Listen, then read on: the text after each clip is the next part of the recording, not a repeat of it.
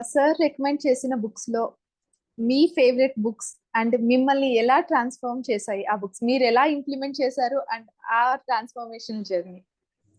For example Osho Rajneesh books తీసుకో. Seth books, Osho books, Ramtha books, convergence with God books, చాలా books నాకు life turning books చాలా ఉన్నాయి. Sir కొన్ని పర్సనల్‌గా ఇచ్చేవాడు, కొన్ని రికమెండ్ చేశారు. ఆయన దగ్గర ఉంటే ఇచ్చేసేవాడు. చాలా బుక్స్ పర్సనల్‌గా సార్ నాకు ఇచ్చాడు. హ్మ్. సో, ఉదాహరణకు ఆహ్, ఒక జెన్ బుక్ ఇచ్చాడు సార్. Zen book. అందులో బుద్ధ గురించి ఉంది. You are Buddha now, right now.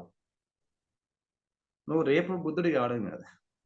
నువ్వు ఇప్పుడే బుద్ధుడివి. బీ ఎ బుద్ధ అని ఉంది. Be a Buddha. అంతకుముందు వరకు నేను ఎదవని అనుకున్నా.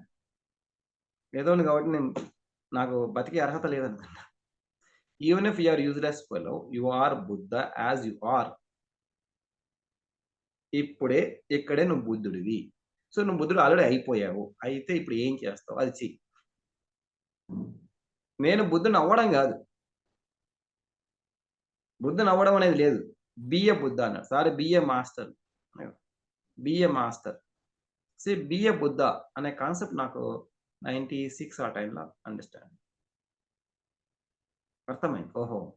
సో, నేను బుద్ధుడైతే ఏం జేయాలి? నేను ధ్యానం జెప్పాలి. తెలిసిన జ్ఞానాన్ని పాటిస్తూ దానిలో నేను జీవించడానికి ప్రయత్నం చేయాలి. అఫ్‌కోర్స్ ఇప్పుడు నేను బుద్ధుడిని కాదు. నాకు తెలుసు. అది నిజము. సత్యమేంటి? బుద్ధుడిగా జీవించడానికి ప్రయత్నించాను. ప్రయత్నిస్తూ పోతే అదొక ప్రయాణం. బుద్ధత్వం అనేది ఒక ప్రయాణం అయిపోయింది. అప్పుడు గడ్డి పోచ బుద్ధ అయ్యుండొచ్చు. నా బుద్ధుని కాదు. ఇప్పుడు ఒక అనువంత బుద్ధుడినయ్యాను. ఒక 30 సంవత్సరాలు ఓకే. ఒక అనువంత బుద్ధుడయ్యాను. నేను 1 మినిట్ బుద్ధ ఇప్పుడు. 2 మినిట్స్ బుద్ధ. అంతకుముందు మొత్తానికి బుద్ధుని కాదు. So, Buddhahood is a journey. ఇదొక ప్రయాణం. బుద్ధత్వము అన్నది ఒక ప్రయాణము. దాన్ని ఎలా మనం ప్రయాణంలోకి తీసుకెళ్ళాలి అంటే, తెలిసిన విషయాలన్నీ పాటించడం. దాన్ని ఓషో పుస్తకాల్లో బుద్ధుడు ఎలా ఉంటాడో చెప్పబడింది దాన్ని.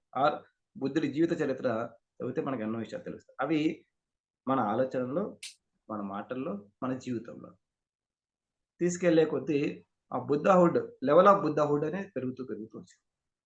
అలాగే హ్యాపీనెస్. అంతకుముందు ఎప్పుడు ఏడ్చేవారు. ఏడుపు మొఖం. ఆత్మవిశ్వాసం లేదు. అప్పుడు తగ్గిపోయింది. ఫస్ట్ ఇయర్‌లో ఎఫెక్ట్స్ వల్ల. ఆ తర్వాత ఆత్మవిశ్వాసం కొండంత పెరిగింది. ఆనందం పెరిగిపోయింది. ఎప్పుడైనా ఎక్కడైనా ఏడ్చేవాడు. ఇప్పుడు ఎప్పుడైనా ఆనందంగా ఉండొచ్చు అని భిన్నంగా ఆలోచించుకు రాశారు. ఎప్పుడైనా ఎక్కడైనా ఆనందంగా ఉండటానికి సరైన ఆలోచన విధానాలు. బుక్కు అక్కడి నుంచి వచ్చింది.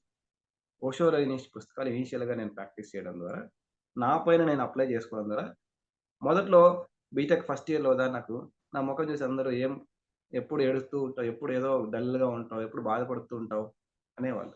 అదే ఫైనల్ ఇయర్‌కొచ్చేసరికి ఎప్పుడు ఆనందంగా ఉంటున్నావు, ఎప్పుడు ఆత్మవిశ్వాసం ఏంటి రహస్యం అని అడగడం మొదలుపెట్టా. అప్పటినుంచి టీచింగ్ మొదలుపెట్టా. Out of 3 years of journey, 4 years of meditation journey with Patri sir. అంత తర్వాత చూసుకుంటే ఎప్పుడు ఆనందమే, ఎప్పుడు ఆత్మవిశ్వాసమే. దాన్ని ఇంకా ఎక్స్‌పాండ్ చేయాలి. నేను ఇంకా పెంచుకోవాలి అనే ఉద్దేశ్యంతో 99లో ధ్యాన ప్రచారం, స్పిరిచ్యువల్ వర్క్స్ అన్నవి సార్ ద్వారా మొదలుపెట్టడం జరిగింది.